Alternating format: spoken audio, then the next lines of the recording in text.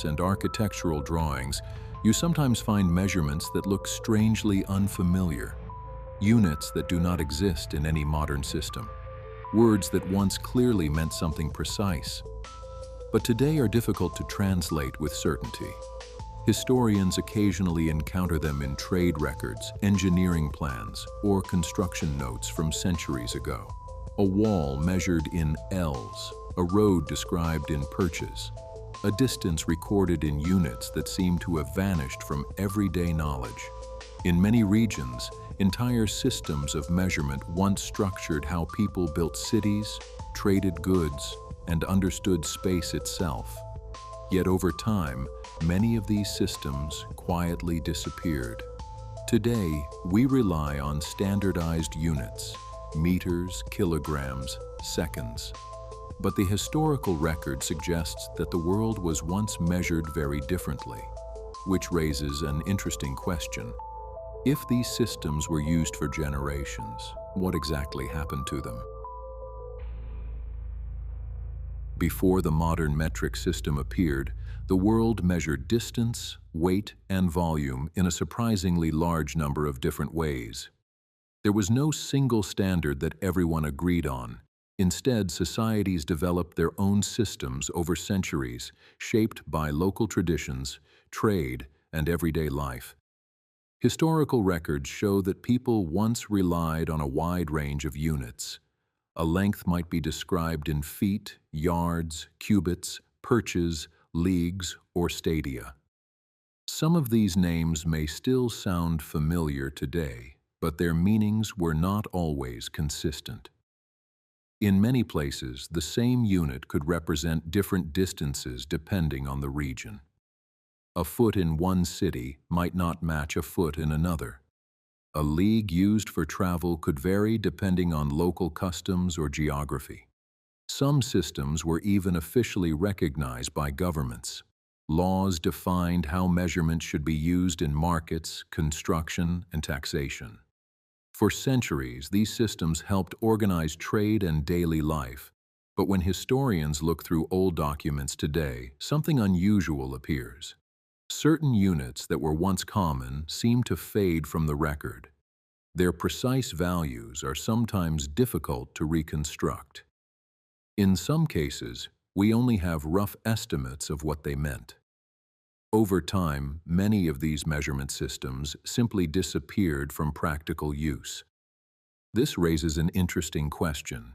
If these systems shaped everyday life for generations, why did so many of them vanish so quickly once new standards appeared? For most of human history, measurements were not universal. They were local.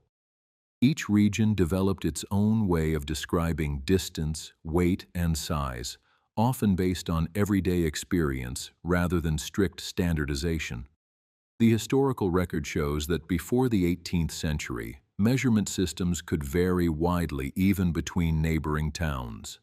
A unit that sounded familiar might actually represent a slightly different length depending on where it was used. A foot, for example, did not always mean the same thing. In one city it could be longer, in another slightly shorter. These differences were often small, but they created real problems. Merchants traveling between regions had to adjust their calculations. Builders needed to interpret unfamiliar measurements when working outside their home cities. And for scientists trying to compare observations, inconsistent units made precise work difficult. Over time, these complications became harder to ignore. As trade networks expanded and scientific research grew more systematic, the need for a shared standard became increasingly clear. Some historians point to the late 18th century as a turning point. During the French Revolution, a group of scholars and officials proposed a new approach to measurement. Instead of relying on traditional units that varied from place to place, they suggested creating a system based on natural constants. This idea eventually led to the creation of the metric system. The meter was defined using measurements of the Earth itself. The goal was simple, a universal system that could be used anywhere. Gradually, many countries began to adopt it.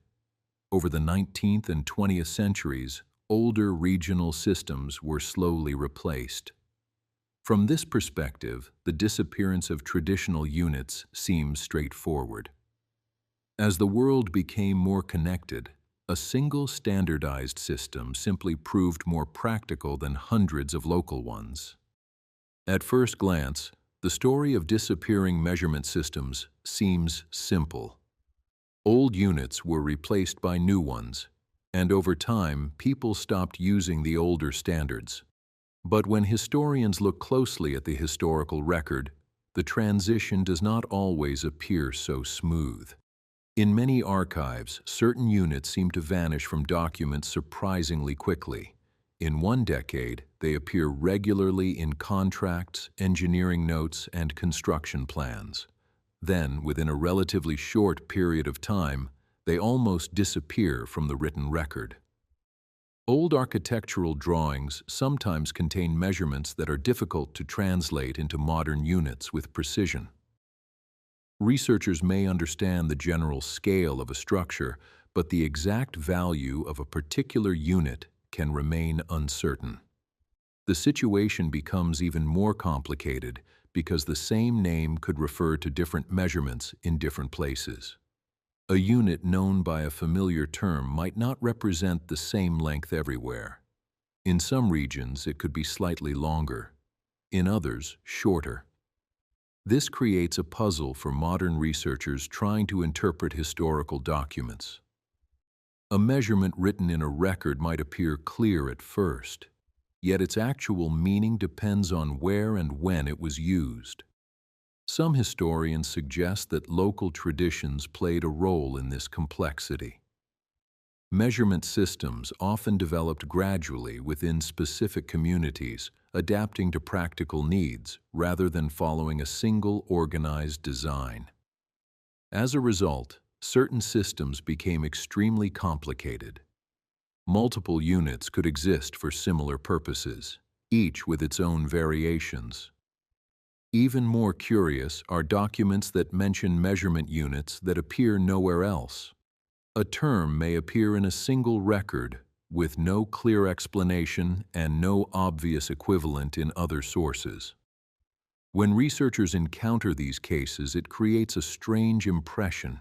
It can almost feel as if parts of older measurement systems simply slipped out of the historical record, leaving behind fragments that are difficult to fully reconstruct today. To understand why so many older measurement systems disappeared, it helps to look at the period when the world itself was changing rapidly. The late 18th and 19th centuries were a time of growing scientific curiosity and expanding global connections.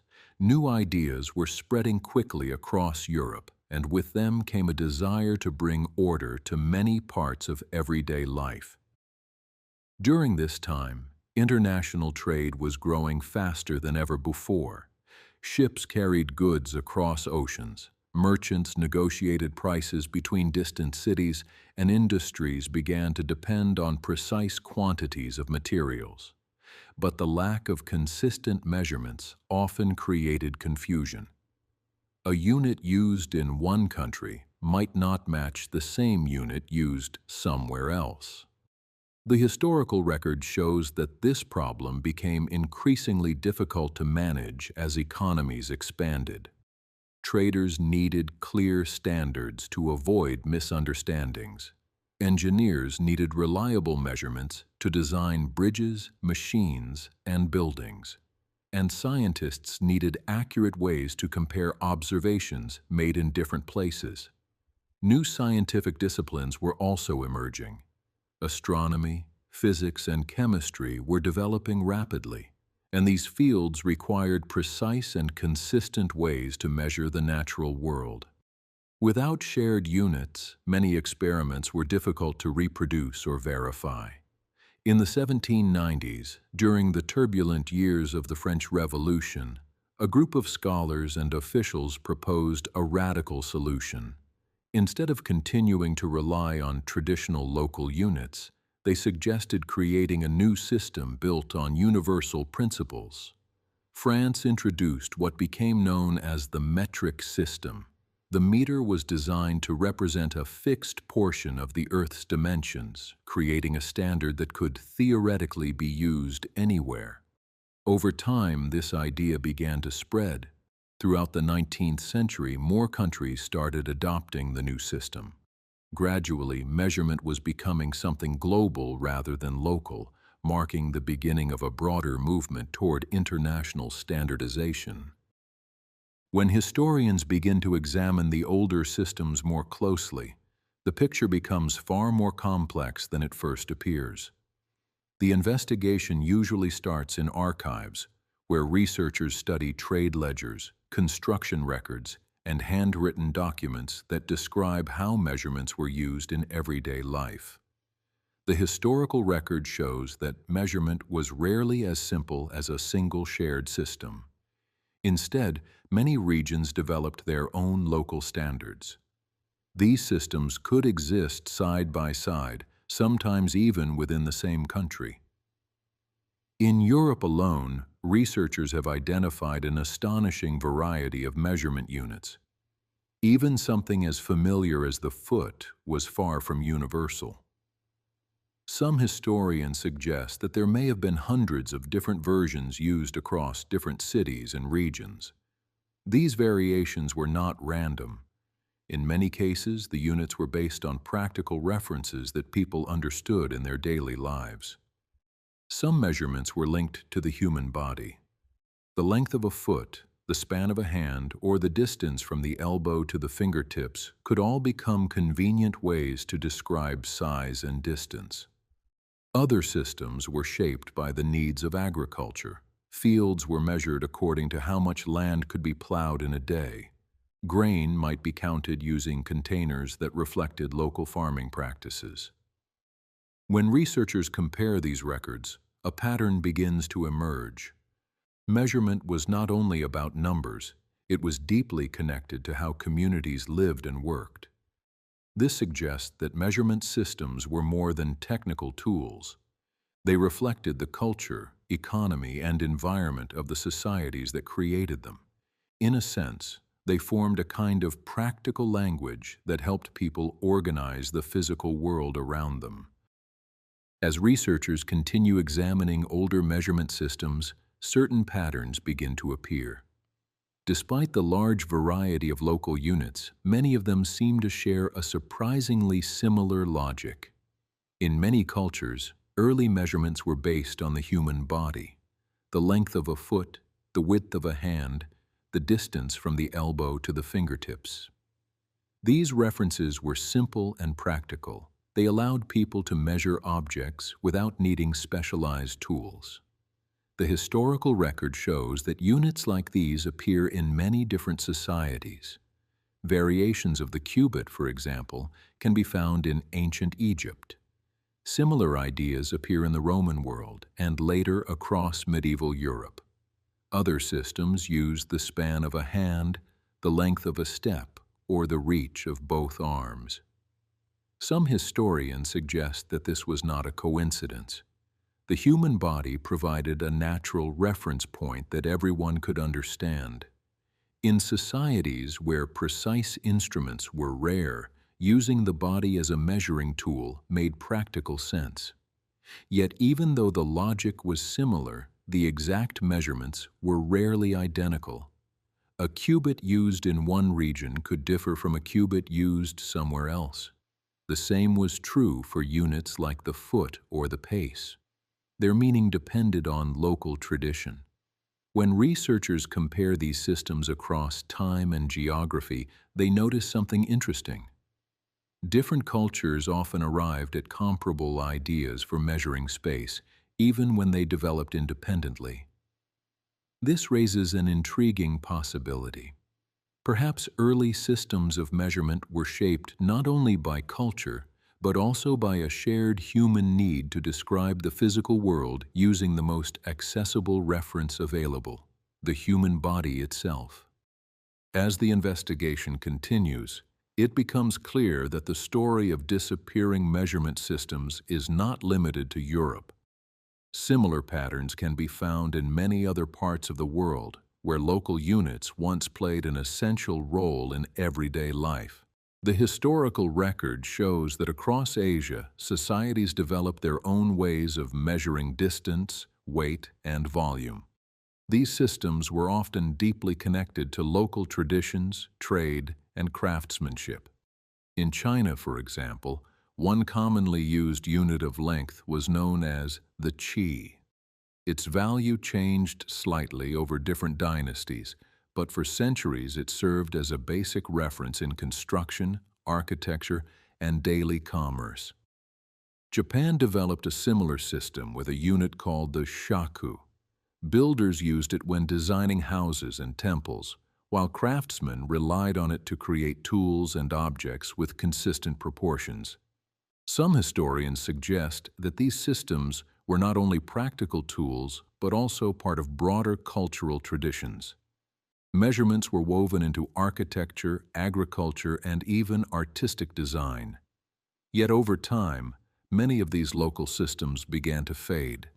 During the 19th and 20th centuries, countries across Asia gradually introduced the metric system, especially as international trade and scientific cooperation expanded. In practical terms, the change made communication easier between different regions of the world. A shared set of measurements allowed engineers, scientists, and merchants to work with greater precision. But older units did not disappear completely. When historians examine surviving documents, they still encounter them in traditional building plans, commercial ledgers, and historical texts. This creates an interesting situation. Even after official standards changed, fragments of earlier systems continue to remain in the written record, quietly preserving traces of how earlier societies once measured the world around them. When historians try to explain why so many older measurement systems disappeared, several possibilities begin to emerge. None of them alone provides a complete answer, but together they help describe how the change may have unfolded. One explanation is the growing need for standardization. As science developed and trade expanded across borders, consistent measurements became increasingly important. Merchants needed to agree on quantities. Engineers needed reliable dimensions. Scientists needed shared units that allowed experiments to be repeated and verified. The historical record shows that during the 18th and 19th centuries, many governments began introducing reforms that aimed to simplify complex local systems. In some cases, this was part of a broader effort to centralize authority and bring greater order to administration. Standardizing measurement was one way to achieve that goal. A single system could replace hundreds of local variations that had developed over centuries. Another important factor may have been industrialization. Factories, railways, and large engineering projects required far greater precision than earlier forms of craftsmanship. Machines had to fit together exactly. Materials needed to be produced according to consistent specifications. In this environment, traditional units based on local customs gradually became less practical. Systems like the metric standard offered a clear advantage. They were easier to reproduce, easier to calculate, and easier to apply across different regions. Over time, older measurements slowly disappeared from everyday use. They were replaced in schools, trade, and engineering. Yet something may have been lost along the way. When local systems vanished, parts of the knowledge connected to them also faded from memory.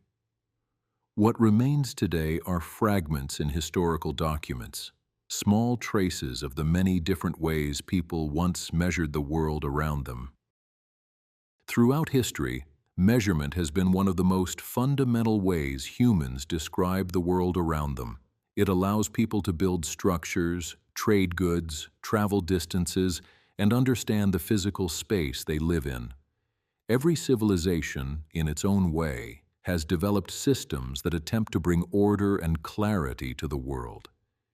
In ancient societies, these systems often grew out of everyday experience, the length of a forearm, the width of a hand, the distance of a single step. Over time, such practical references became formal units used in construction, agriculture, and trade. The historical record shows that many cultures created their own measurement traditions. Some lasted for centuries. Others slowly changed as societies evolved. Eventually, many of these systems were replaced by standardized ones. Today, the metric system is used across most of the world. It feels stable, logical, and universal. But history reminds us that standards are not permanent. Systems that once seemed natural and essential eventually disappeared. What replaced them felt new at first, and then gradually became familiar. Some historians suggest that every era believes its own systems are final. Yet the past shows that even the most widely accepted standards can change. This raises an interesting question.